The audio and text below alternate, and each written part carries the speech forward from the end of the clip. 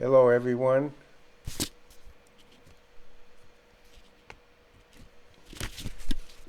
In my talks of the last few weeks I showed the cisternal segment of the following nerves as they travel towards the cavernous sinus. This is the third nerve traveling from the interpeduncular fossa towards the cavernous sinus. This is the fourth, or the trochlear nerve, traveling from behind the brainstem, around the brainstem, towards the cavernous sinus. And here we have the trigeminal traveling towards the Meckel's caves and from there to the cavernous sinus. And the last nerve is the sixth nerve, again traveling towards the cavernous sinus. This beautiful diagram by Netter shows us on the left side the intact cavernous sinus with all the veins, and we can see the third nerve, the fourth, the trigeminal, the fifth, and the sixth nerve as they enter the venous plexus and the dura covering the cavernous sinus. On this side, we can see the uncovered cavernous sinus with its content: the carotid artery, the third nerve, the fourth, the sixth, and the trigeminal with the three divisions: ophthalmic, maxillary, and mandibular. Notice I placed the green line here. The venous cavernous sinus is in front of this line. Behind it is Meckel's cave. As the mandibular nerve does not enter the cavernous sinus, it exits to the foramen ovale within the Meckel's cave. And again, here's a trigeminal nerve entering Meckel's cave full of CSF, and from there we'll enter the cavernous sinus.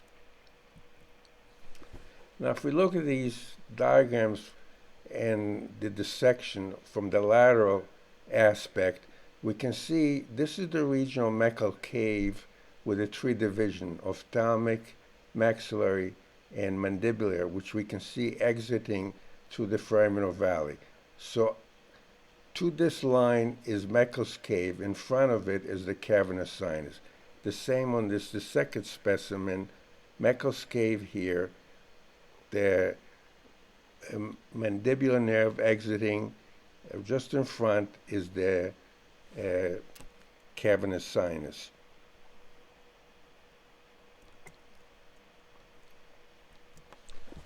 Now, for us, the coronal plane is extremely important to look at the details of the cavernous sinus. And if we now look in this coronal diagram, we can see the structures within the cavernous sinus. In the center here, we see the intracavernous carotid. Next to it is the sixth nerve, and then along the wall, the lateral wall of the cavernous sinus, we can see the third nerve, the fourth, V1, or the ophthalmic, and V2, the maxillary. Remember that the mandibular nerve exits in Meckel's cave, so we do not see it here on the diagram. And again, we can see the dura with all the venous structures within the cavernous sinus: the roof, the diaphragm cellar, and the pituitary gland in the center, and above the chiasm. Now, we can see all these structures now on this coronal MR image. So again, this is the intracavernous carotid. This is the supracavernous carotid. Here we have the third nerve, the small fourth, V1. This is the sixth nerve, V2. And because of the thickness of the slice, we also see a little bit of the exiting V3, or the mandibular nerve, just as it is on this diagram. Now there's variations in the position of the carotid artery and the sixth nerve within the cavernous sinus. We can see here it's in the center of the cavernous sinus, but sometimes the carotid and the sixth nerve will be at the bottom of the cavernous sinus and have their own little compartment just below the cavernous sinus itself. Also notice here, I'm pointing to the mandibular nerve, which is outside already going through the foramen ovale. One important thing to point out to the clinicians is that sometimes the carotid artery is not right within the cavernous sinus, but against the outer wall. And if they're going to operate, let's say for meningioma or something, along the wall of the cavernous sinus, you have to be aware that the carotid is right near and not cushioned by the layer of the nerves and some veins around it. Now, here's a patient who has right trigeminal numbness, and we can see why. This patient has a meningioma arising from the lateral aspect of the wall of the cavernous sinus, as you can see. And notice how tight things are here. The nerves are being compressed. Here we see the third nerve surrounded by some vascularity around it, and notice how it's tightly compressed here by the wall of the cavernous sinus. And here's V1 and V2 also being compressed compared to the other side. So it explains why this patient would have symptoms on this side because of the compression of the cranial nerves within the cavernous sinus on the right side. Again, notice all the room around the nerves, especially V1 and V2 on this normal patient. Okay, which side is the abnormality here and what nerve is involved? Please respond in the chat box.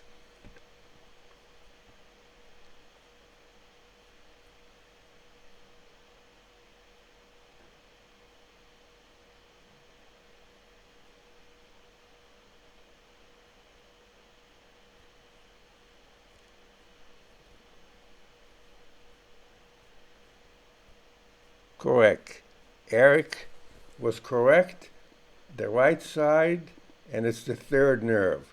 Notice that the tissue here and the enhancement following contrast.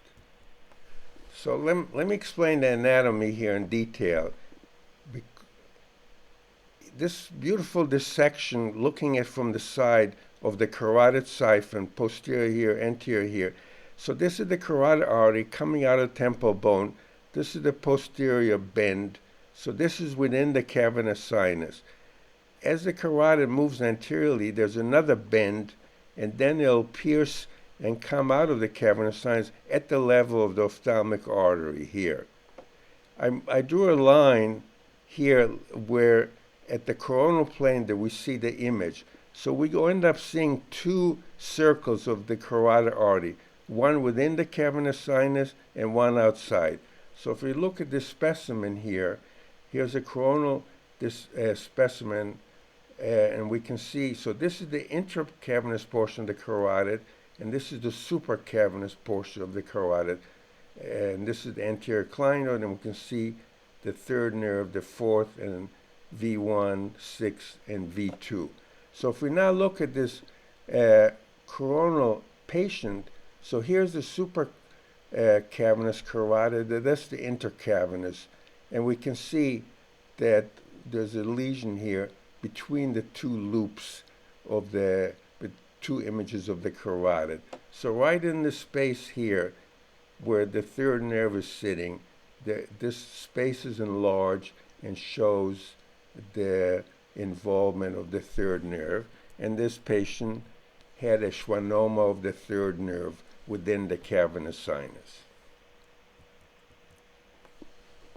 This was a patient with lymphoma and had third and fourth nerves ophthalmoplegia. Which side is involved?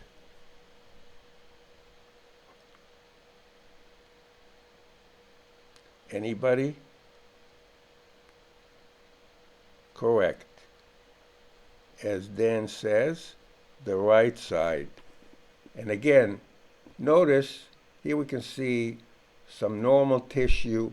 Notice this is all opaque here, and this again is the location of the third and the fourth nerve, explaining why this patient had the right-sided ophthalmoplegia involving these two nerves. Again, if we look at these diagrams here, here's the third nerve, the fourth nerve, and this is the location of the abnormal tissue that we see. You can also see it on the axial plane. Notice usually you should have some fat, some vessels, which in the sinus, but here we have just some tissue. This is a patient with adenocystic carcinoma and some cranial nerve abnormalities. What side is the abnormality on?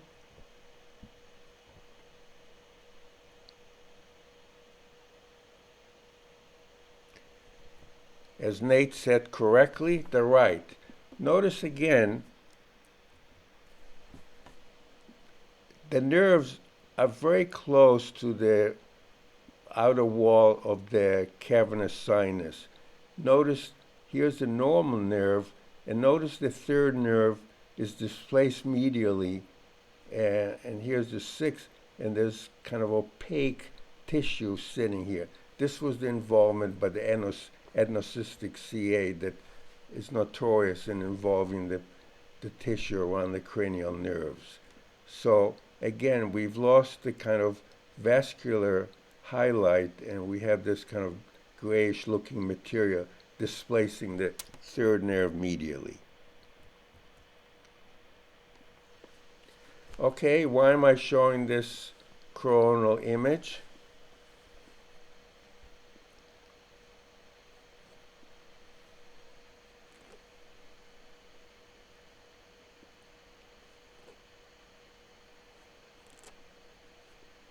Correct, as Eric says, a pituitary lesion, but I'm not just going to show a pituitary. Why am I showing this? What is the significant findings here?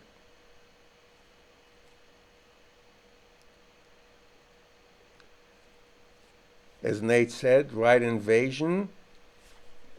I presume you're referring to this. And this, we don't have to discuss the classic upward expansion of the pituitary adenoma. Notice it's impinging on the undersurface of the chiasm. This is not the issue for this talk, but the issue is this area here where we can see tissue between the intracavernous carotid and the supracavernous expanding the space here, compared, for instance, to the opposite side where the two carotid loops are much closer together. This is a serious issue. It turns out it's not as simple. It's not always abnormal invasion, although in this case it likely is. And it's been a very difficult issue because surgically it's a very complex to try to go laterally, because the surgeon would rather just stay in the midline where he can remove the tissue. The superior part will fall into the surgical cavity, but to enter laterally, especially if you enter the cavernous sinus, you get a lot of bleeding, you may damage the nerve, so they like to avoid that if possible. But it's been very difficult diagnostically pre-surgery to say, is there really abnormal tissue? Is the tumor expanded in? And it's not been an easy diagnosis to make preoperatively. Now, it so happens the lateral wall of the cavernous sinus is made of very thick dura, which is kind of an anterior extension of the tentorium. The ligaments of the tentorium attach to the anterior clinode, to the posterior clinode, and this is a strong wall. Also, the roof, the diaphragm cell above the cavernous sinus, is also strong dura with the opening for the infundibulum here. So this is the thick or relatively thick layer of the lateral wall of the cavernous sinus. However, the separation between the pituitary and the vascular compartment of the cavernous sinus is a very flimsy layer dura here. And these are dissections done where they unroofed the cavernous sinus and they injected the venous and the sinuses with a blue color material and the arterial system in red. And we can see this where the pituitary sits. It's called the dural bag. It's a very thin, stretchable material which can easily expand like a balloon. And here we can see this is an adult, this is in a fetal specimen. So this is what they call the dural bag, where the pituitary sits with a very thin lateral wall which can expand laterally. And they found that so here, for instance, is a pituitary gland. Here's the stalk. And notice the lateral expansion, normal lateral expansion of the pituitary over the carotid artery. So not like this picture here, that actually there's normal tissue that'll extend laterally. So how do we distinguish between normal tissue and tumor expansion into the cavernous sinus? So again, is this tumor or this normal expansion? It's not easy to tell, but these investigators looked at a large number of operative cases and came to some conclusions, which I'll show you next. And I just want to point out, they divided the cavernous sinus into various segments and determined, and here are some of the things they said. In conclusion, there are several helpful imaging signs for the preoperative MR-based diagnosis of cavernous sinus invasion. Encasement of the intercavernous carotid by adenoma greater than or equal to 67%. That is, if the amount of tumor surrounding the carotid artery is very important. If the percentage of encasement is less than 25%, or the tumor did not cross the medial intercarotid line, which is this line, then the cavernous sinus was definitely not involved. Cavernous sinus invasion was very likely if the carotid sulcus compartment, which is number 5 here, was obliterated or the lateral intercarotid line was crossed, which is this line on the other side of the carotid. Conversely, if the medial intercarotid line was not crossed, the superior compartment was visible, the cavernous sinus was of normal size, or there was no bulging of the lateral dural wall, then invasion of the sinus could be excluded reliably. So these are some important, helpful hints. So if we now look at this patient who had right trigeminal with a pituitary, we see a slight bulge here of the lateral wall of the cavernous sinus, which is quite resistant. So that suggests that it's likely tumor here, even if this carotid itself is not surrounded. Here again, pituitary adenoma. Notice the gap here between the two limbs of the carotid, and likely this is tumor invasion because there is a little bit of a bulge of the lateral wall of the cavernous sinus. So again, the tumor is invaded here and is pushing this wall slightly out. So this pushing the wall is quite important. Here it's much more obvious. Notice there's a large tumor expansion laterally, and the lateral wall of the sinus is quite bowed up. Now here we have no trouble that there's extensive invasion of the cavernous sinus. The carotid artery is displaced. It's completely surrounded by tumor. So this is not a difficult diagnosis to make. Now, here to show you some post-operative changes. So here's the tumor pre-op, and notice that post-op, they left some of it in here. I don't know why, but here, obviously, this invaded the cavernous sinus, so they chose not to get into a big bleeding and possibly damaging the nerves. Here's another uh, important. This is the definite sign of invasion of the cavernous sinus. This is, you remember, this number 5. I just reversed it so I'll match this case. And so this is what called the carotid sulcus venous compartment. So once you have tumor below the carotid going laterally here, this is a definite sign of invasion. And we can see the tumor coming down here below the carotid, again here. And notice that postoperatively, they left quite a bit in, and this, of course, they did not get into because of the nerves and the venous bleeding that would occur here. And here again, much more obvious case of invasion. Notice there's nothing above the carotid, but this carotid sulcus venous compartment is markedly invaded by tumor, both on the pre-contrast, on the post. So this, unfortunately, would be not resectable. Notice again the bulging of the lateral wall of the cavernous sinus.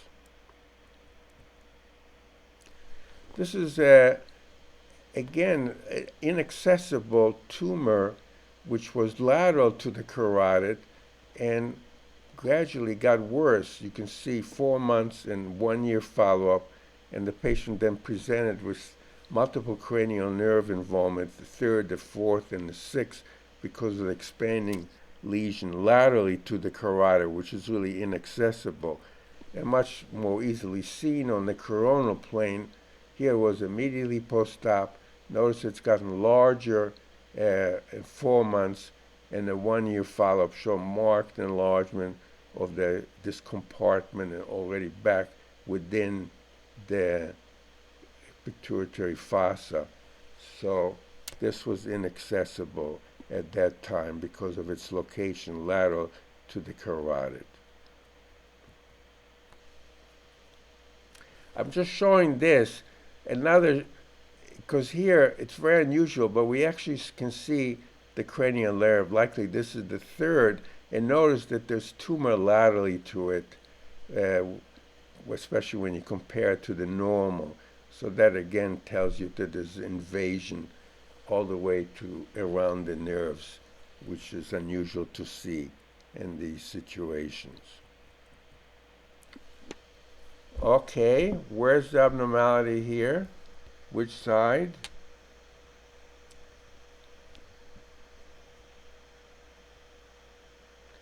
Correct. Gino and Nate says left. What is the possible etiology? We're away now from chromophore adenoma.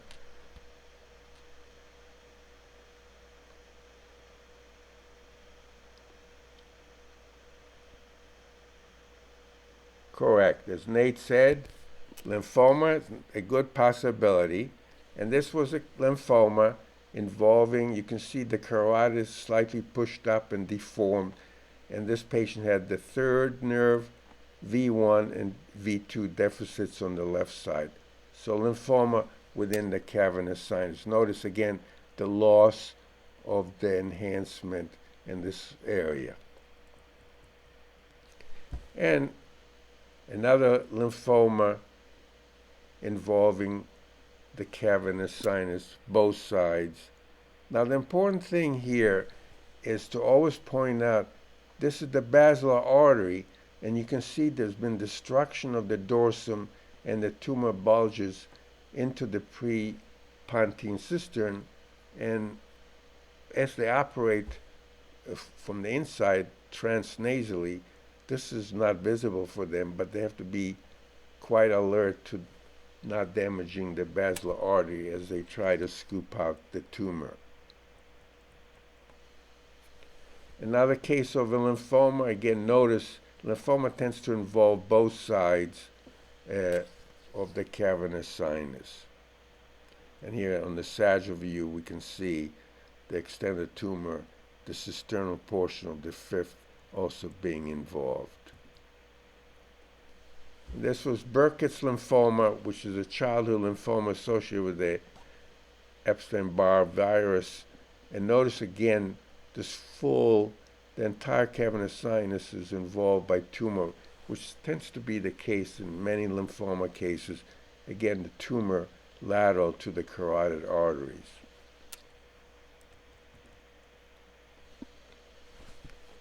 Okay, what is this lesion?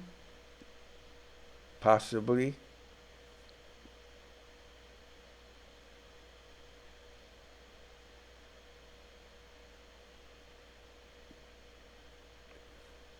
okay, Gino correctly mentioned the possibility. This we felt was a likely trigeminal schwannoma. It was never operated on, but we felt that it's likely that was the diagnosis. What about this case?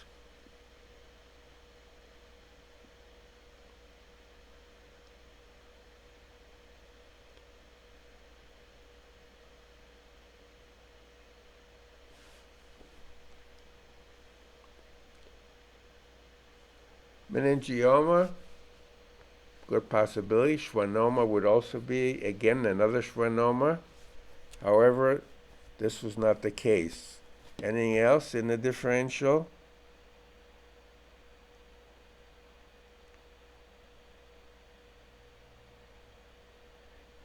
Aneurysm, possibly, would be unusual. Unfortunately, this was a melanoma met. Remember, mets can look like other lesions. So this was melanoma, came from the nose. And here's another melanoma. Notice involving the cavernous sinus, Meckel's cave, and here it is on the coronal plane. And I've shown this before. This was involvement of the cavernous sinus in multiple structures due to idiopathic hypertrophic pachymeningitis, and involved the dura all over the place in the orbit, around the medulla, the upper cord, and also in the IAC, and also involving the wall of the cavernous sinus. Okay, what's the abnormality in this patient?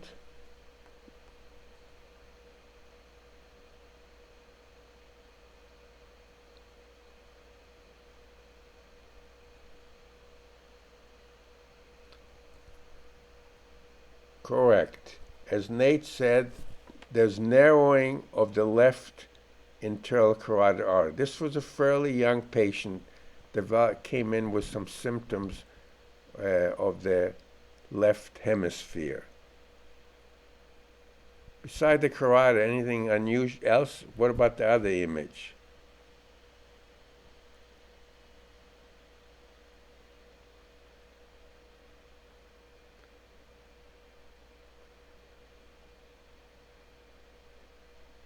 What about the cavernous sinus? Looks a little larger on the left side, as Dan said.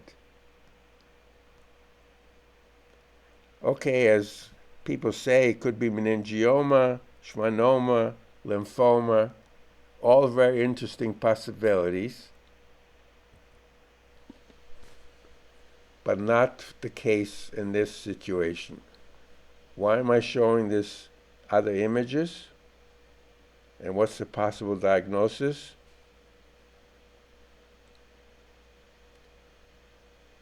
Nate mentioned epidural spread of what? It's spread, infection. Dan says infection. Correct. This patient had pharyngitis that extended into the cavernous sinus, straight up, most likely along the mandibular divisions.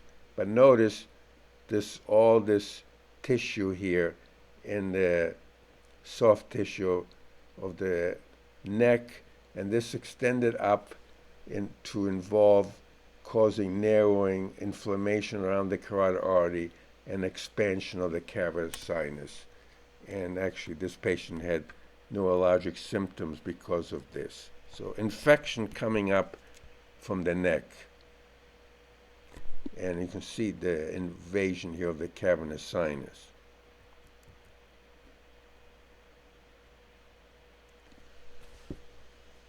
Okay, here's a patient comes in with optic atrophy, third, fourth, and fifth nerve symptoms. You want to choose a side here.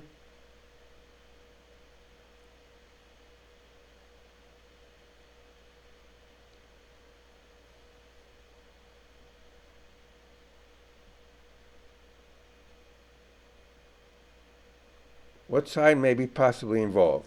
Gino says the right, and he's correct. Not the most obvious case, but notice again, this kind of loss. Remember, cavernous sinus is a very vascular structure.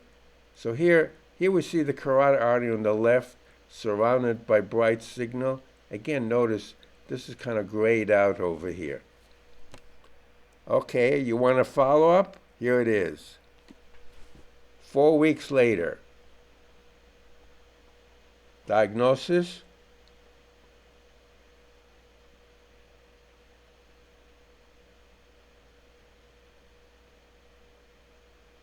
I don't like any of the suggestions that people mention. In 4 weeks, for a metastatic lesion to grow, well, I guess theoretically it's possible, but not too likely. Anything else? Infection? Somebody mentioned. And Matt came up with a correct diagnosis. And so did Eric. And here it is, 9 weeks later, confirming the diagnosis that Matt and Eric mentioned. This is Tolosa-Hunt syndrome, which responds sometimes quickly to steroid treatment. So what is Tolosa-Hunt? It's a nonspecific inflammation within the cavernous sinus or the superior orbital fissure. Classic symptoms include constant retroorbital pain, ophthalmoparesis, pupillary dysfunction, and paresthesia of the forehead. It's related to the histopathologic entity of orbital pseudotumor and has the same imaging features and similar clinical presentation. And histologically, you cannot separate them either.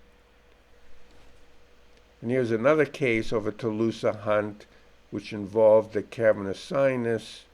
Again, this case, there was some narrowing of the carotid artery on this side, as you can see. And again, a little deformity, as you can see, crescent of the carotid and a little expansion of the cavernous sinus on the coronal MR. Okay, another condition. What's going on here?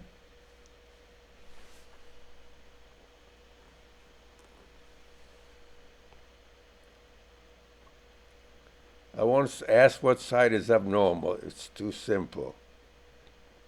Possibly etiology? Not mentioned so far.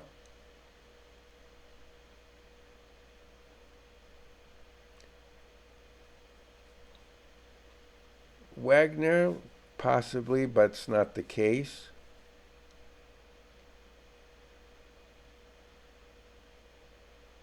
Sarcoid not the case either. Infection. Dan mentions infection. Asif mentions infection. Good possibilities. This was aspergillosis, and you can see all this infections within and lateral to the cavernous sinus. Here's the outer wall, and there's actually involvement of the carotid here with a thrombus. So infection.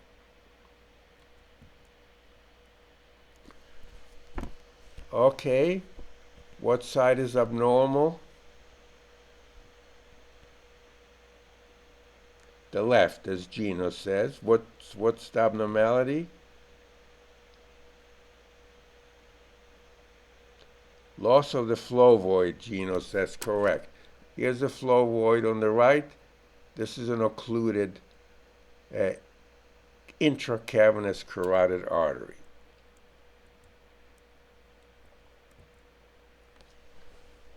What happened here? Why did this patient develop a stroke after a hypotensive episode?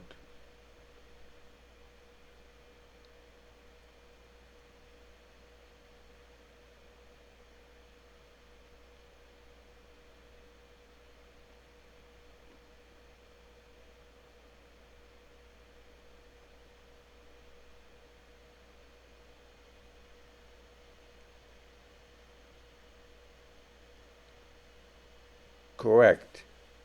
As Gino and Dan mainly mentioned, this is an markedly large meningioma within the cavernous sinus outside. Notice the marked narrowing of the carotid artery within the cavernous sinus.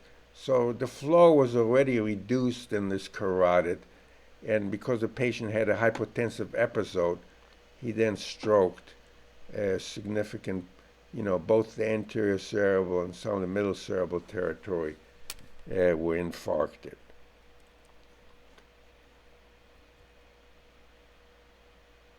Large meningioma encasing and narrowing the carotid significantly.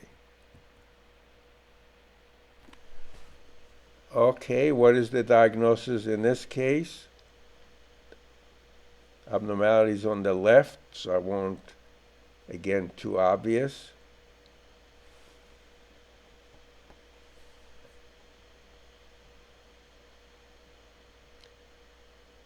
Very good. Both Rich and Gino mentioned the diagnosis. This is thrombosis of the cavernous sinus. Again, notice the dark signal. This was a clot within the cavernous sinus.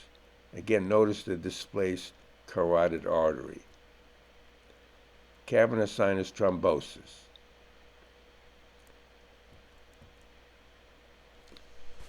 Okay, where's the abnormality on this case?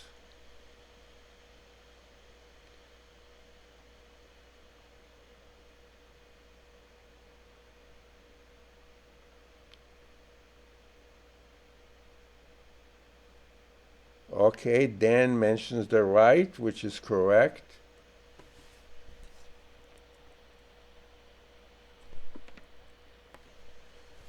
What is this dark structure?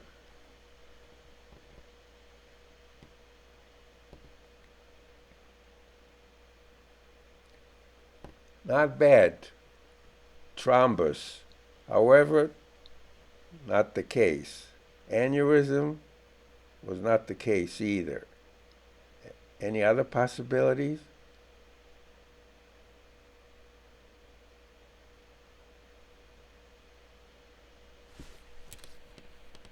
Patient, one of the many CTAs we have to look at, this was one of them.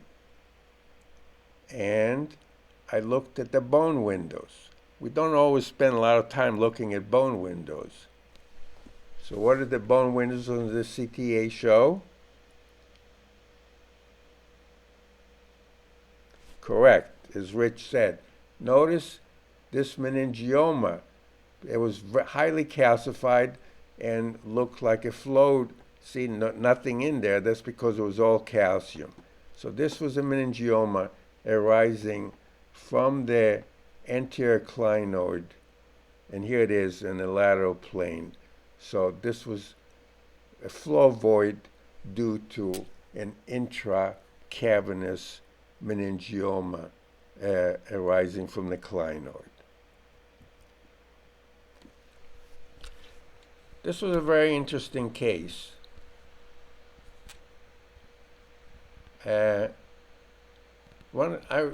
This patient was being followed, and I had to read the case, and it said follow-up meningioma. And I did not like that diagnosis. Why did I not like the diagnosis? The position of the carotid artery. Never in my career have I seen a meningioma with pushing the carotid artery all the way laterally. This is the typical what happens. Remember, meningiomas arise from the outer wall or from the meningeal part out, the cavernous sinus covering. And usually the tumor will be lateral to the carotid, displacing it medially. In this case, it was not, it was displaced, the carotid was outside. It did not make any sense for meningioma. And I'm showing a bunch of other cases Another meningioma pushing the carotid medially. Here it is. Another meningioma here, carotid being pushed medially. Here's a tumor, lateral. I'm just showing another case, all carotid being pushed medially.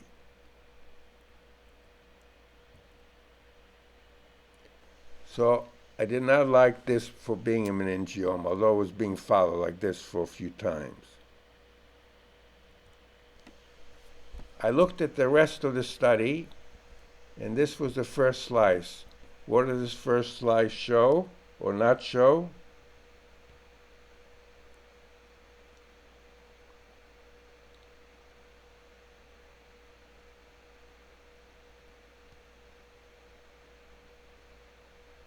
Eric says parotid. What about the parotid?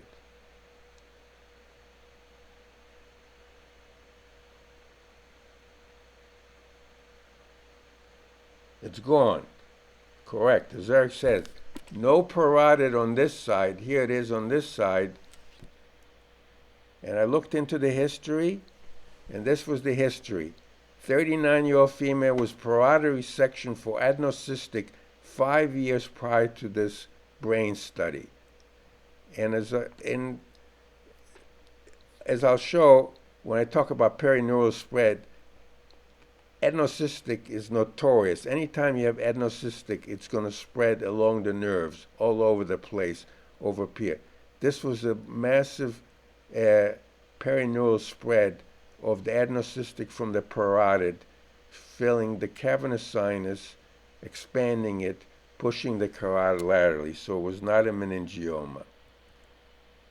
And again, adenocystic, carotid laterally. Meningioma, carotid medially. And just to show that I'm not alone in this, I found this older paper was meningiomas within the cavernous sinus, and notice they show the carotid artery quite medially in both of these coronal and axial images. That was an interesting case. Patient had renal cell carcinoma, liver and lung mets. And I saw this lesion. Is this a met or something else? And I went on a limb here. I said that this was a meningioma. You know, patients can have meningiomas and other conditions. It's very common, as I'll show when I talk about meningiomas. But I took a chance and I called this a meningioma. As I recall, I did not say among other etiologies, you know. Although you would think it's a met, but I think in this case, it's likely meningioma. I don't have a follow-up on that. Okay, what do we see here? What is the lesion?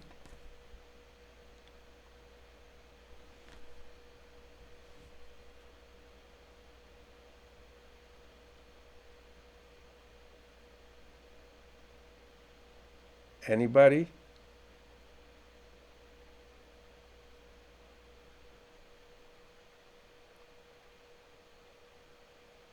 Correct. I presume Eric said SCH. I guess he means schwannoma. Correct. Here we have a lesion. You can actually see it on the lateral. Here's the trigeminal. This was a schwannoma within the cavernous sinus. Trigeminal schwannoma confirmed by surgery. Two different patients. What possible lesion involving the cavernous sinus are these two cases?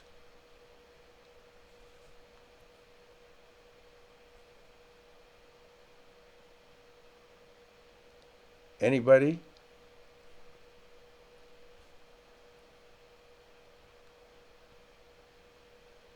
Cystic generational schwannoma? No, something else. I won't belabor this because it's not an easy diagnosis to make. these were two cases of cavernous hemangiomas involving the cavernous sinus expanding into the middle fossa. And this was another case from the literature of a cavernoma involving the cavernous sinus expanding along the trigeminal nerve into the cistern, and this was histologically proven as on this slide here. Another massive lesion. What is the possibility of this? Another diagnosis.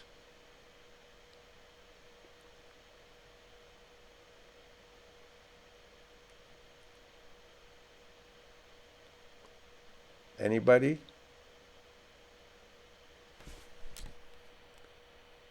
Okay, we'll proceed. Bad lesion. Chondrosarcoma.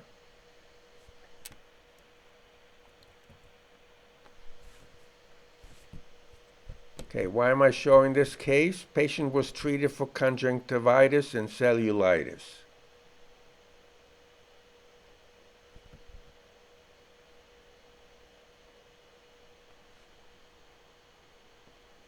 Very good. Gino says superior orbital vein is dilated. Pointing to this. What is the diagnosis here?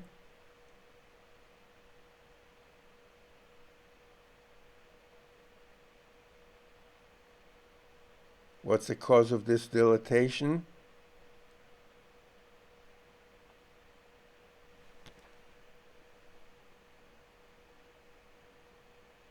Thrombus? Not likely. I mean, possibly, but not the case. Anything else? Correct. Asif mentioned the diagnosis. So here we have the vein. That's why I use blue arrows. And what is this lesion? This is a carotid cavernous fistula. And we can see that here it is, all the venous blood, arterial blood within the cavernous sinus, and the very early filling during the arterial phase of this large vein. That's the superior ophthalmic vein, as you can see here. And here's another case of a carotid cavernous fistula. Notice a massive filling here in the region of the cavernous sinus here, all these dilated venous channels, and again we see the marked enlargement of the superior ophthalmic vein on the axial and coronal. Patient in addition had 2 MCA aneurysms also.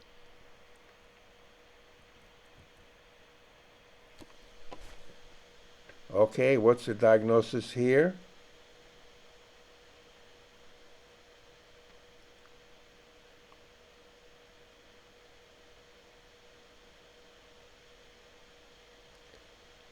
Correct. As Asif mentions, a persistent trigeminal artery.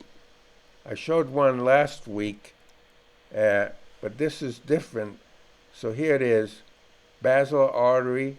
Here's this channel, the persistent trigeminal, the larger carotid here. Here's where they hooks up the carotid, and on the sagittal plane, this is the basilar here.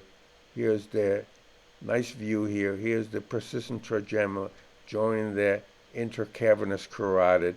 Better seen here. Carotid, intercavernous carotid, and here's the trigeminal, persistent trigeminal artery. So this kind of went laterally.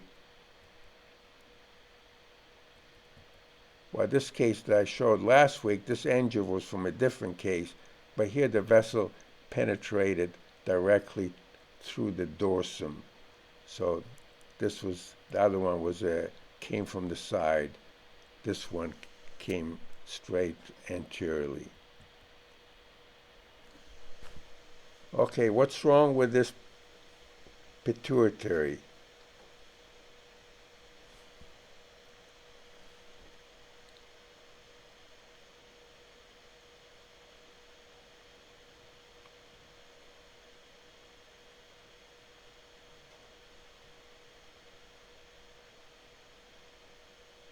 Why is this pituitary so large?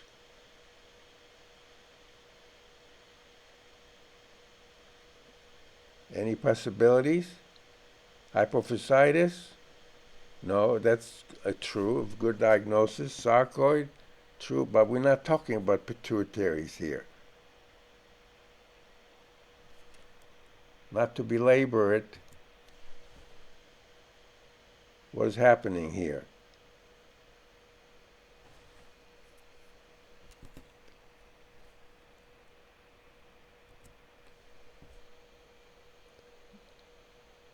What happened to the pituitary here?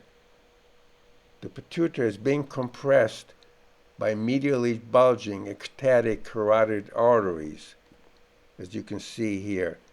You know, there's something called the kissing carotid when they expand to a degree where they touch each other. But this pituitary and the stalk were all kind of compressed by the carotid. So on the sagittal plane, it looked enlarged. But look how close they are together here, encroaching on the pituitary fossa.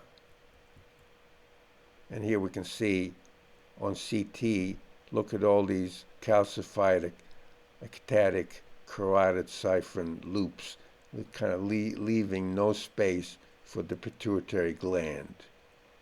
Here it is on CT, markedly calcified ectatic carotid arteries within the cavernous sinus.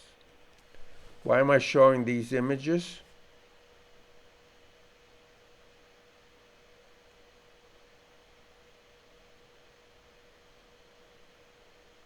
Correct. As Gino says, it's very important to alert the clinicians, especially if they're going to do some procedures like FES. Notice the dehiscence, the carotid artery. There may be a very thin layer of bone, but these cavernous carotid are bulging right into and easily could be damaged during surgeries. Here it is on the coronal plane. No layer of thick bone that usually will form the wall of the sinus. And here's another case. Notice kind of bulging right in. Transsphenoidal surgery here would not be good without being aware of the dehiscence of the carotid into the into the sphenoid sinus. And this is the last case I'm showing to explain why these patients present with cranial nerve signs and not subarachnoid hemorrhage. You remember, the blood within the cavernous sinus or an aneurysm within the cavernous sinus is not going to cause subarachnoid bleed, but will cause cranial nerve symptomatology. And here's a fusiform aneurysm of the carotid artery within the cavernous sinus. This is an aneurysm of the cavernous carotid, and this is another large aneurysm of the cavernous carotid. As you can see in this diagram, normally we can see the carotid here. Here's the trigeminal, the branches, and then the third, the fourth, and the sixth nerve. And you can see as the carotid expands, these nerves get compressed, deformed, and that's why these patients will present with cranial nerve signs and not a subarachnoid hemorrhage. And this is the last slide I'm showing, and next week we will continue with the apex of the orbit with the complex sphenoid anatomy there and the various lesions. Thank you for your attention.